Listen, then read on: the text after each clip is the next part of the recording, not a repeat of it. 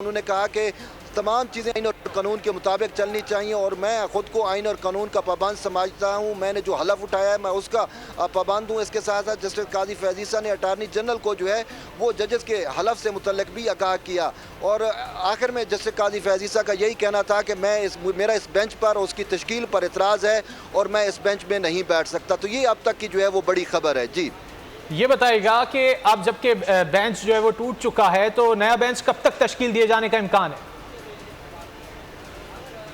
जी, ये तो chief justice of Pakistan पर जो है वो इन्हिसार है। ताहम आज जो चीफ जस्टिस के इख्तियारात पर ही जो है वो सवालात उठा दिए नामज़द चीफ जस्टिस काजी फैज़ ईसा ने, क्योंकि उनका यही कहना था कि अब एक कानून बन गया था तो उस कानून को फॉलो किया जाना चाहिए था। लेकिन इसके साथ साथ उनका ये भी कहना था कि अगर बेंच की तश्कील करना ज़रूरी थी तो कम से कम जो है वो मुझसे पूछ लिया जाता या जो जजेज़ हैं उनसे पूछ लिया जाता कि हम आपको इस बेंच में शामिल कर रहे हैं। तो उन्होंने कहा कि ऐसा कुछ भी नहीं किया गया, तो इसी वजह से जो है वो बेंच टूटा है। अब नया बेंच जो है उसकी तश्कील का फैसला जो है वो चीफ जस्टिस उमर अता बंदियाल करेंगे कि वो कब और कैसे जो है वो नया बेंच और कितना रुकनी लार्जर बेंच जो है वो तश्कील देते हैं। जी ठीक है तैयब बलोच, आपसे हम मजीद भी जानेंगे। अभी अपने नाज़रीन तक ये अहम खबर पहुंचाते चलें कि सुप्रीम कोर्ट ऑफ पाकिस्तान में और जो आज एक अहम केस ज़ेर समाअत है उस हवाले से कि मौजूदा बेंच टूट गया है। 9 रुकनी ये लार्जर बेंच तश्कील दिया गया था फौजी अदालतों में सिविलियंस का ट्रायल करने के खिलाफ दायर दरखास्तों पर,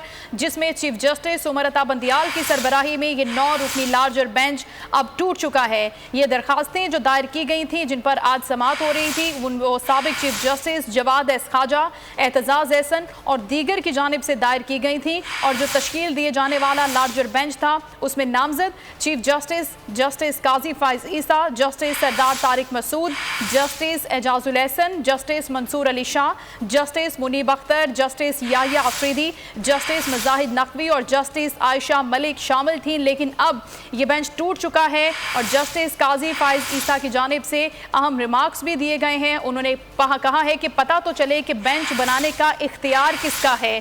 तैयब आप हमारे साथ ही हमें बताइएगा कि जस्टिस काजी फैज़ ईसा की जानिब से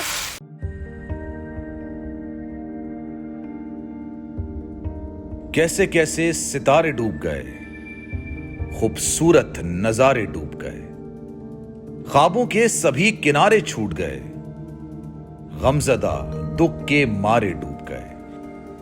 कितनी मुश्किल का सामना है यहां, कितने लोगों के प्यारे डूब गए। आओ मिलकर करें मदद सबकी जिनके सारे सहारे डूब गए। आजमाइश में मिलकर एक हुए, नफरतों के इशारे डूब गए, कितने प्यारे हमारे डूब गए। कौमी सानहे की सूरत हाल से लम्हा बलम्हा बोल रखेगा बाखबर। गम की इस घड़ी में बोल तारकीने वतन के अहले खाना के साथ खड़ा है।